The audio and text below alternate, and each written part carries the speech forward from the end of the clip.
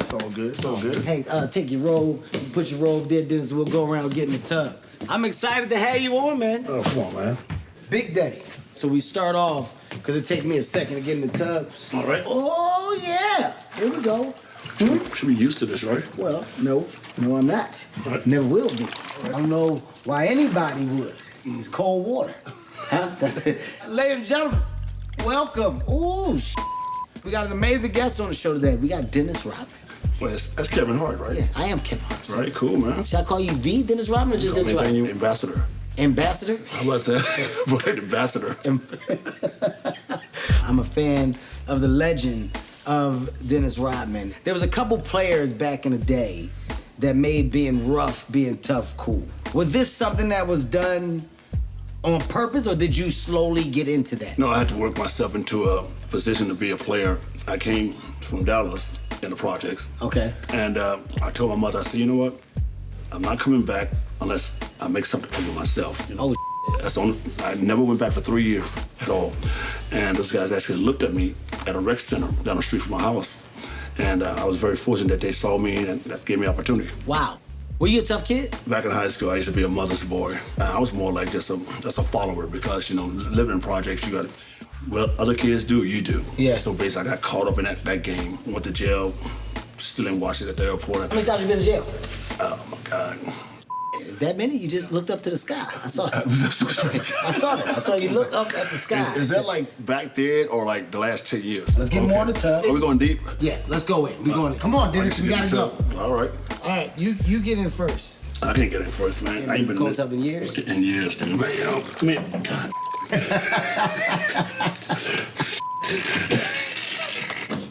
What they say about black people, we hate cold shit. Yeah, it takes me a long time each episode to get in it. All right. So, when I say how many times you been in jail, raw ballpark number. My lifetime? Yeah, how many times? I said over 100. Over 100 goddamn times. Yeah. In jail. I was having too many parties at my house. And for 7 years straight, it was like 7 days a week. God, Dennis? 7 days a week, 24/7. Dennis, real quick, just give me a second to right. pay some bills. Yes, sure. White Hand, thank you. I just want to say that this episode is brought to you by Old Spice. That's right. We got something called the Sweat Defense. Dennis, I know you know about that because you played a lot of defense, man. Thank you, Old Spice, and everything you do for us here at Coldest Balls. Thank you, White Hand. There's a lot of things that I've heard, but you can't believe everything you hear. So hearing it come out your mouth. Wait, that's true. Come Yes. on, my mouth is true. I heard you broke your like 3 times. 3 times, yeah. That's the truth. Yep, that's the truth. The hospital term, you know, if you pull your pants down, he said, oh, I know what that is. He said, I said, what is he? He said, you got a contusion of your I said, contusion? I said, what the f*** is a contusion? Wait a second. Of what?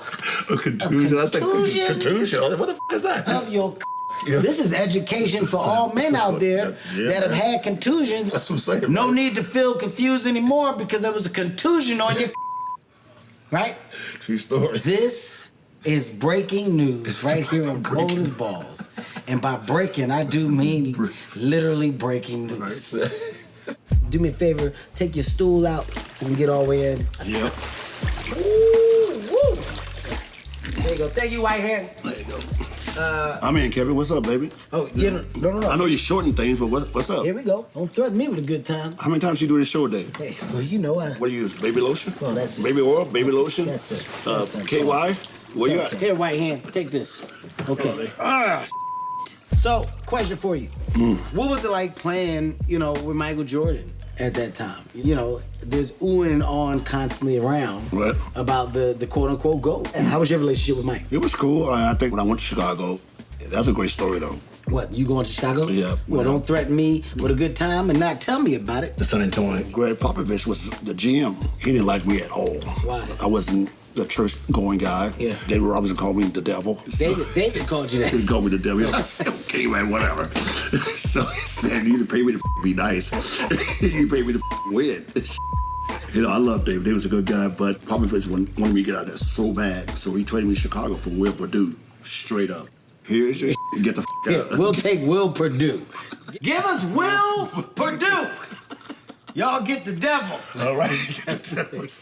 So anyway, I go to Chicago, and we had a press conference. I had 2 of my dogs with me, German Shepherds, and next thing you know, I took off my hat, And I turned my head around. I had red hair with a bull emblem on the back of my head. Holy cow. And they said, you're officially Chicago Bulls. And Phil asked Mike and Scotty, do you guys mind that it's been on this team? They said, yeah, if he wants to win, let's win. So I got there. Y'all got there and it was on up from there. It was from that point on. When you were in Chicago, you know, there's a lot of heavy press that came with you. The one that I remember is when you married yourself. When you put on the wedding dress. That's why that guy's kind of f***ed up. Explain that. And I was doing a book signing thing in New York. I was in a hotel. I said, what should I do? What should I wear? So I just came with this thing and said, how about I just wear a wedding dress and I marry myself? It just came to me just out the blue. And this famous guy from London came down and said, okay, great. We'll make you a dress. And next thing I said, okay, let me have 8 women that's gonna, be my bridesmaid, what you wanna call them. Mm-hmm. And they dressed in tuxedos, and I had like a horse and carriage. I'm looking around these buildings, it's like a ticker tape parade. Yeah. And people don't still know it's me. Mm-hmm. I still had the veil on and stuff like that. So I walked in, I'm signing books and stuff like that. So I took it off, it was me. And people was like, oh, he got us. The whole thing just, I'm going to be free. I want people to understand that it's okay to be free and be fine with all that comes with it. When I was doing tattoos before anybody thought about doing tattoos, I was going to David Stern's office in New York. He said, if you do any more tattoos, we're gonna kick you out. I was like, what? So basically that just fueled the fire right there. I said, okay, great. I would've got a tattoo that night. Then I just kept getting tattoos, piercing, and kept doing my thing, loving my gay community. Then all of a sudden, the NBA said, wait a minute, we got something here. We got something with this guy, because everyone started to love it. Back then, guys didn't have tattoos, guys didn't have piercings, guys couldn't say what they want to say. If they did say what they want to say, all of a sudden they pay a fine for it, or they pay the penalty.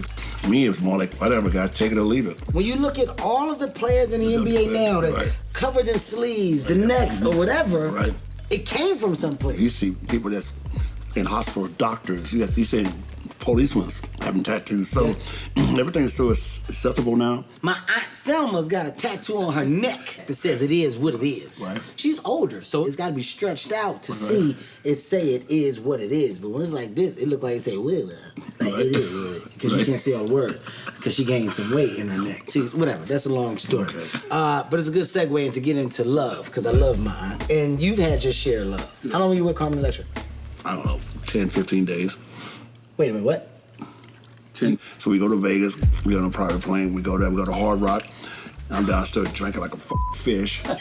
We go to the Little White Chapel. She's like, your size, 5 for nothing. Well, that's not. So it's like, so this. That's factual information. Whatever, man. Whatever it is. 5'5". Maybe. Okay, so she's like 4'11". Yeah. But anyway, we standing there, and I said, well, he's just going through this whole ritual of, this symbolizes this, and I'm like, okay, this mother. Just break it down with marriage. I said, wait a minute, hold on. Can I say something? I said, you need to hurry the up before I change my mind, okay? Got the. Wow. So he said, okay, great. Do you? Romantic. So I don't care. What about the? Wait a second, Dennis. What? Daryl, where'd you get that? What's up with the chain? Well, obviously somebody had some influence. What is going on, man? Where'd you get all these piercings?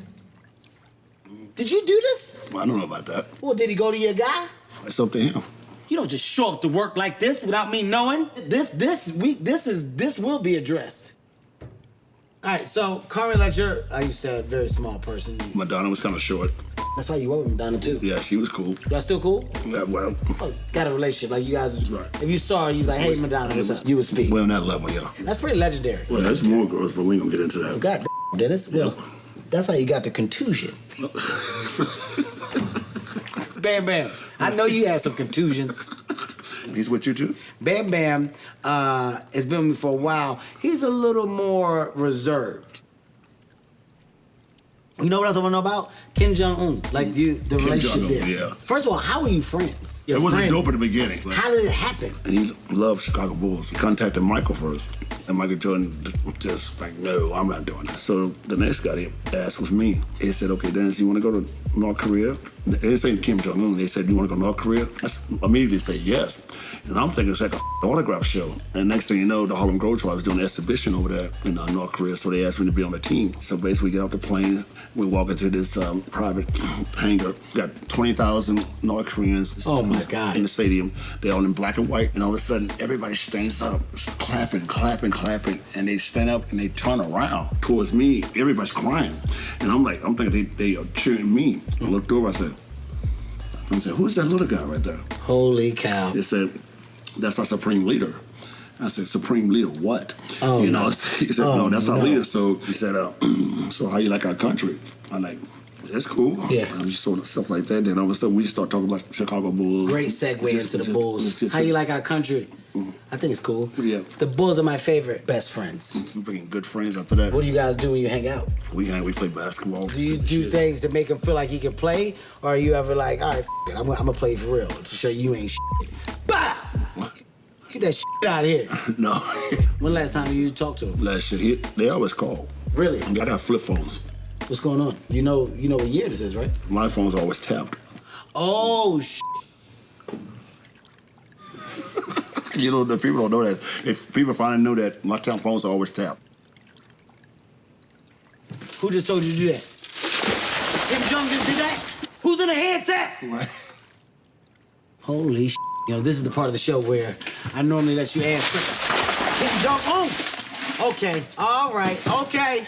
All right. Normally, this is the part of the show where I would get you to ask me questions and I would answer them. Right. But we're not going to do that because people are listening. Stop, Chuck! Kim Jong-un! I hear you, man! Okay, Dennis, I would say I'll call you, but I'm never calling you.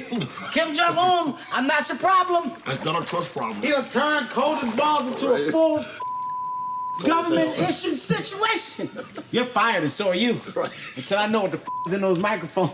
I just want to apologize if y'all listening to anything that you think was wrong. We are sorry at Cold as Balls, okay? All of us are. And Dennis, you were a great guest. You listening to me?